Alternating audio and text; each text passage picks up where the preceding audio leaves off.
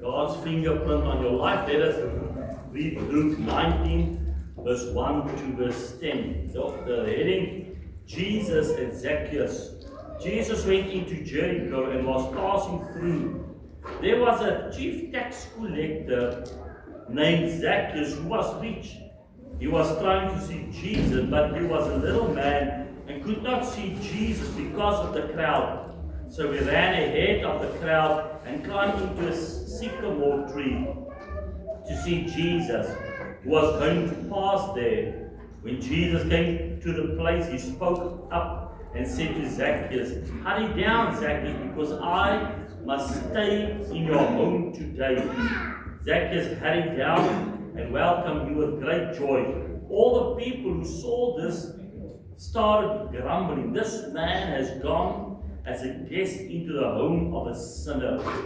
Zacchaeus stood up and said to the Lord, "Listen, sir, I will give half of my belongings to the poor. And if I have cheated anyone, I will pay back 4 times as much." Jesus said to him, "Salvation has come to this house today, for this man also is a descendant of Abraham. The Son of Man came to seek and to save the lost." Let us pray. Lord, we thank you for your love, your grace for us. Thank you for the word. Let the word fall into my heart, let my ears hear, and that I will discover the fingerprint of God upon my life, so that I will excel in your goodness, walk with you, talk with you, be a disciple, living in the grace of Christ. Amen and amen. I want to tell you this amazing story. It's in the Bible, but sometimes we read and we don't always look at how amazing the Bible is. I want to talk to you about the bones of Joseph. In Genesis 15, Joseph at that time was busy dying. He was at the age of 110.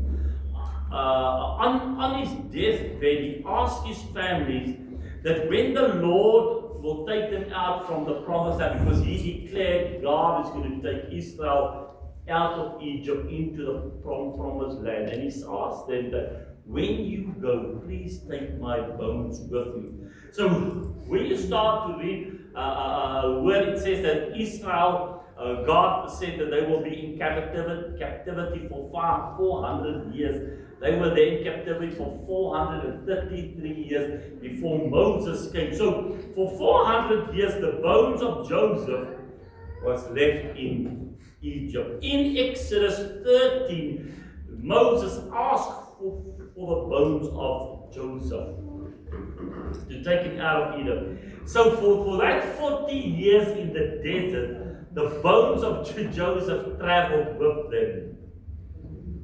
Then in Joshua 24 verse 32, the Bible says that the bones of Joshua, or bones of Moses, 50 people I'm talking about, Joseph was laid to rest in the city of Shechem, which Jacob his father bought, where they took him from. So Joseph's bones life came into full circle. Isn't that awesome? If we start to look at the word, we can see that the fingerprint of God was upon him to fulfill the promises of Joseph's life. Isn't that wonderful? The stories of the word is so awesome. So when you read something like that, I just think, wow, how awesome to look at your life and my life, that every promise in him is yes and amen, so that Jesus Christ can be glorified. Amen. So here we read that Zacchaeus had a desire to see Jesus. What was he looking for? He was looking for the fingerprint of God on his life. The Bible says that he was a short man. So what do we know of short people? They can make a plan and they can climb a tree. So Zacchaeus, a tax collector, the people despised him, and he had to carry that sorrow and continually to be judged. But in his heart, I think he wanted to meet Christ. To look into somebody's eyes that there is no judgment, no condemnation. Just somebody that will forgive him. To look at somebody, that somebody would look at him not to be judged, but look at him as a person. To look at him that he knows that he is seen. Yes. And most of us have that. You want to be seen. When we talk about God in your life, you want to know that God sees you. Yes, God knows about you. There's something within our hearts that when the prophets come and they will prophesy over your life, you want to know that God is aware the things you went through. Yeah. And how you cried out and how you looked for him. And to know that he was there from the beginning of your time. Amen. And this we find in Genesis 16, Hagar, the angel of the Lord found her sitting at the fountain, thinking that nobody cares about her, and thinking that who worries? She's going to die. That was her plan, that she was going to die. But God met her there. What are you doing here? Then she explained the whole story, a pity party story, and he said to her, go back. And what did he do? He spoke a prophetic word over her life. So I want to say this to you. That day she realized that the fingerprint of God was on her, knowing that God sees her and that he will not forget her. Therefore, she named the place in verse 13, or declare unto the Lord, you are the God who sees me. Amen. Yes, Lord. Oh. What was Zacchaeus after? It was after the fingerprint of God. That mindset that she was chasing, the mindset that you and I need to have in us, and the knowledge that you need to understand that I matter. You and I matter unto the Lord. Yeah, amen. And the promises of God's word matters to us.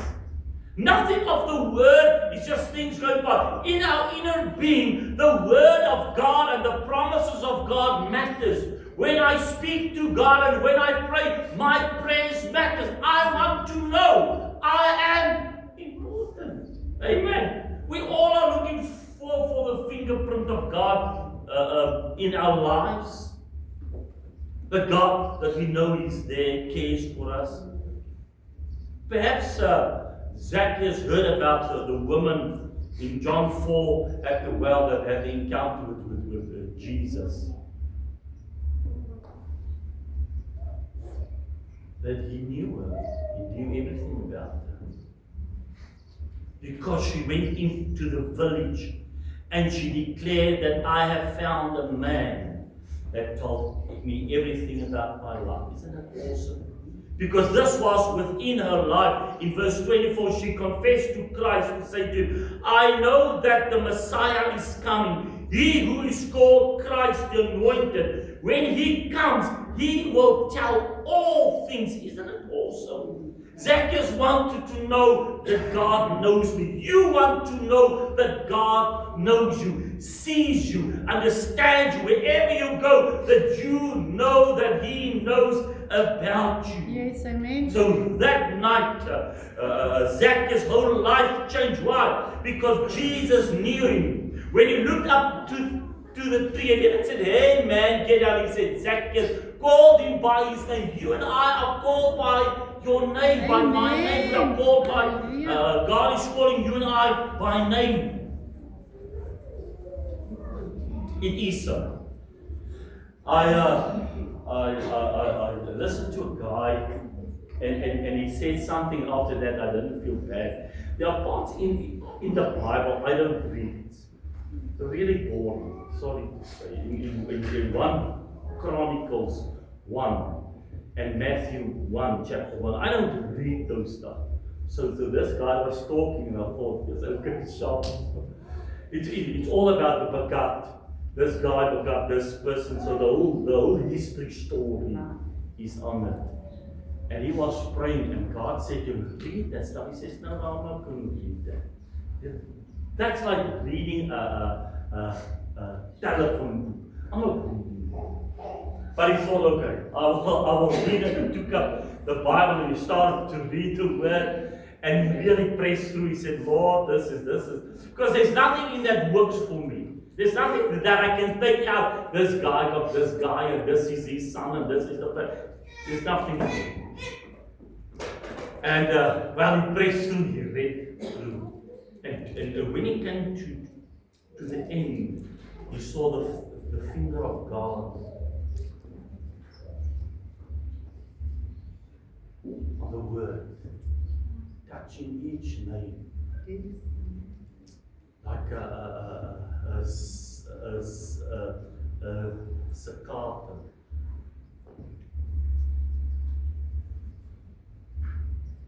And he was looking at this same place, each name. God didn't miss a name.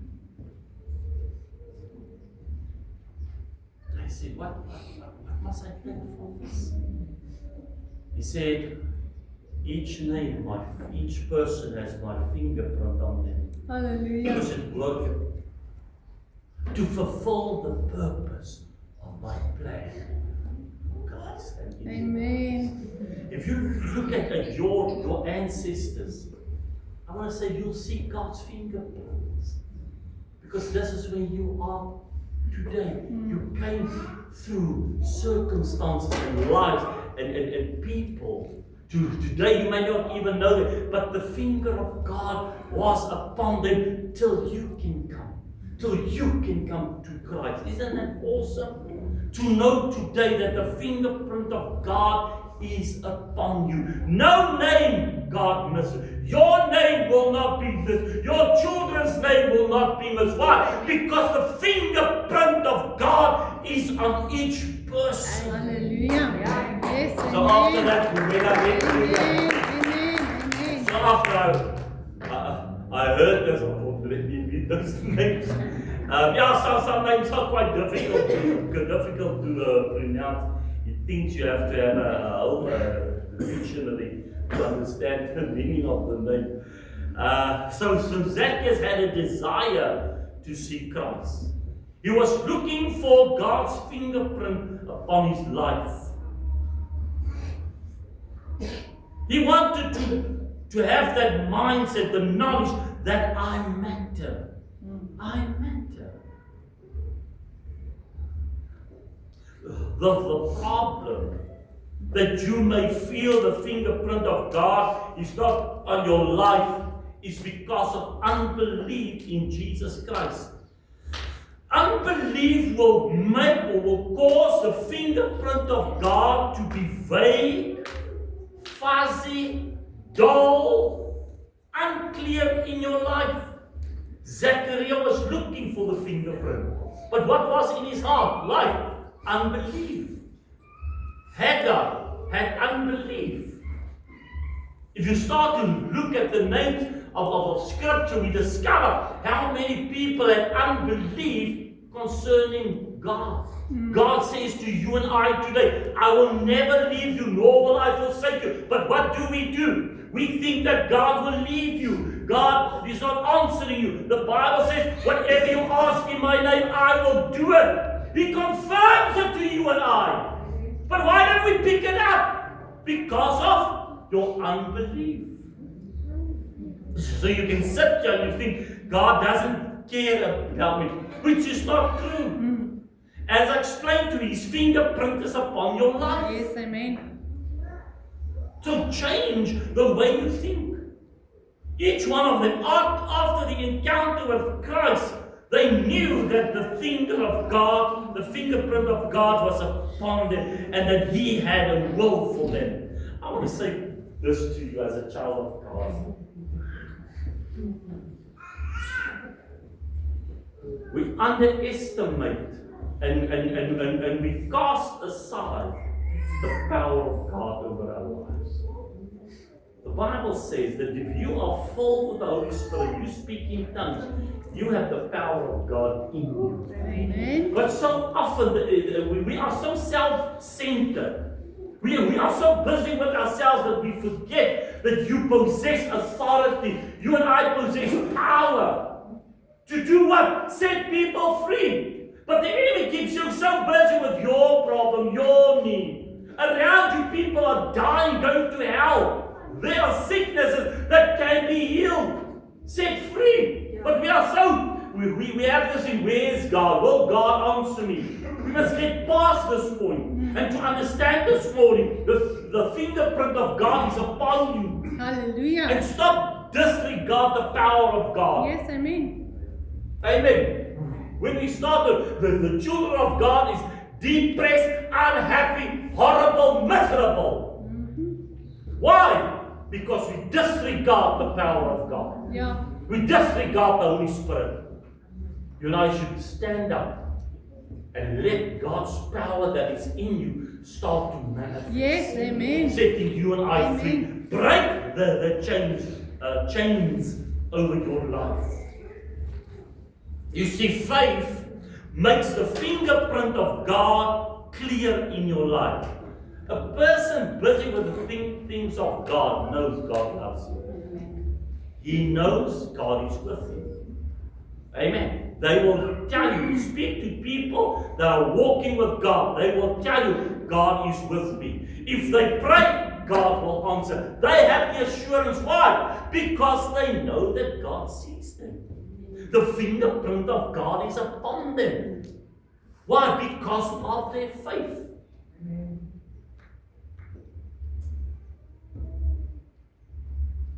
Let you and I stop wondering in our unbelief. Yes, amen. Let us today get to the point to understand. If God could take a man's bones and take him through for 400 years, bring him to a place to bury him, what about you? God is awesome power. Amen. Your family is awesome because of them you are young. Yeah. You didn't show up. For each of them, if they knew God or not, His finger was upon them till you come. Amen. When you came to Christ, that fingerprint became all more clear. Yes. The moment you accept the finger of God's upon you, do you know the authority you have, the grace? You can speak a promise to somebody through the Holy Spirit. Nobody can take it away. Not even the hell can take it away. You can speak peace into somebody's life. I love that song. I speak the name of Jesus. Woo! It thrills me. Every time I sing it, it feels like my hair wants to grow. It's an awesome song. I eat it, I drink it, if that song were an ice cream, I would have drinked it. If it was water, I would have drinked it. That thing just is such an awesome song. The cancelling, depression, unhappiness, brokenness. I speak the name of Jesus. Yes, amen. And every knee shall bow and every tongue confess that Jesus Christ is Lord of Amen, Lord. When you speak that word and you speak His name, you can speak victory into somebody's life. Yes. You can speak healing into somebody's life. You can speak a word that will change their circumstances. Why? Because the finger of God is upon you and you have accepted it. Hallelujah. Yes, We are busy with grace and I'm working with to so that when you come to church, you will come with grace. Be a grace of forgiveness. And your heart is full, you stand at the door and you lift up your hands and say, Lord, I speak grace. The grace of forgiveness. Somebody comes in and they are sinful. Who will forgive them? Your blessing, your grace that you send over brings forgiveness. You can come in and you can speak, Lord, Let there be peace in this house. Let the grace of peace be upon this building. Amen. The power you have. Changing lives, changing atmospheres. Because of the grace of God. Because you realize the fingerprint of God is upon you. Hallelujah. It's horrible to be a child of God and you like a beggar. Oh, Jesus, will you do? Oh, Jesus, can you do it? No. But when you know the fingerprint is upon Hallelujah. you, you declare, Jesus, You can. you answer prayer. Oh, yes, yes. Jesus, you set the captives free. You are Lord over all. You are the Lord that make a way in the midst of the storm. You are the God of heaven and earth. Amen. You will never leave me. You will never forsake me. You are forever with me. And in you and through you, I am more than a conqueror. Let God work in you today. Let you realize that when you speak the name of Jesus, depression will go, fear in people's lives will go, sicknesses will go, brokenness will come, people in captivity, by your word through the Holy Spirit will set them free. Yes, yes. God needs you. He needs you to understand His fingerprint is upon you. The only thing you and I have to do is to become a vessel. That's all. Just to obey. That's it. The enemy, well, I've listened to pastors in the UK and in America and Japan. It seems that there's only one devil and he's working with everybody the same way. So often we go through trials and we think, oh, God doesn't care. He's not answering, things doesn't come to pass. And you've got so many different, there's some prayers you don't pick up again. You don't have the confidence, you don't have the faith to do it. You're just full with unbelief concerning that. But that attitude needs to change. It's not your job to get it done, it's His job to get it done. He says, whatever you ask in my name, I will do it. So how do I overcome this?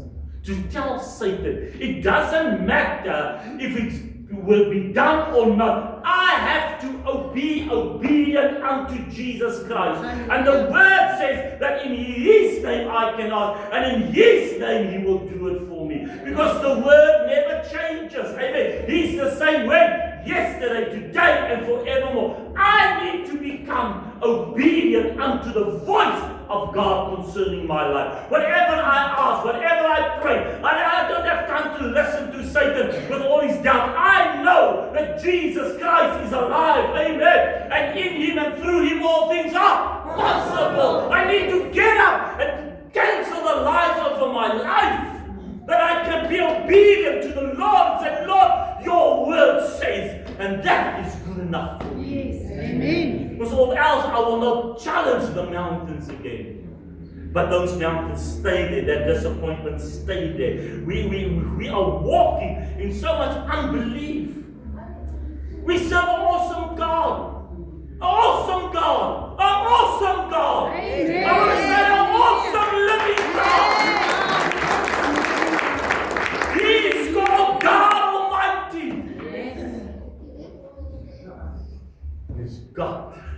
You've got His fingerprint on you. Use it. Speak the words. Pray the prayers. Because Jesus Christ is alive. Yes, And if He's alive, that means He's the same that He was yesterday and today and will be tomorrow. evermore. Yes, Let's amen. hold on this, child of God. Amen. Let His name start to flow out of your mouth again. Let the boldness of the Holy Spirit rise up within you. Ask the Lord that you will see if the stuff in your life that needn't be there, let it pass. The things Satan is keeping you and your household busy, start to see it, cancel it. Amen. That's not the will of God. You and I and our families are called for the kingdom to speak words of life and hope and joy, and our prayers will be answered. Why?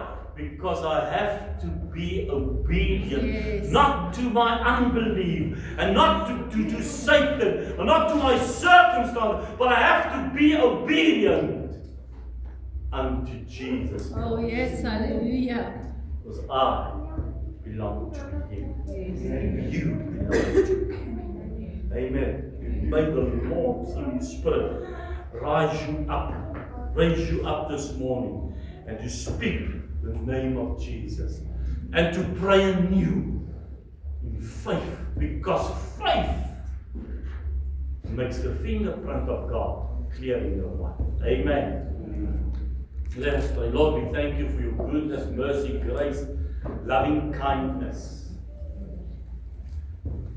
Lord, thank you that your fingerprint is upon us. And this mindset and that knowledge is that I matter. The word of God matters. The promises matters. The gospel matters. Your word in my life matters. Yes. And I honor and I pray, Spirit of God, breathe anew upon us, because we matter. Oh, yes. I have the fingerprint of God upon my life. Hallelujah. Amen and amen.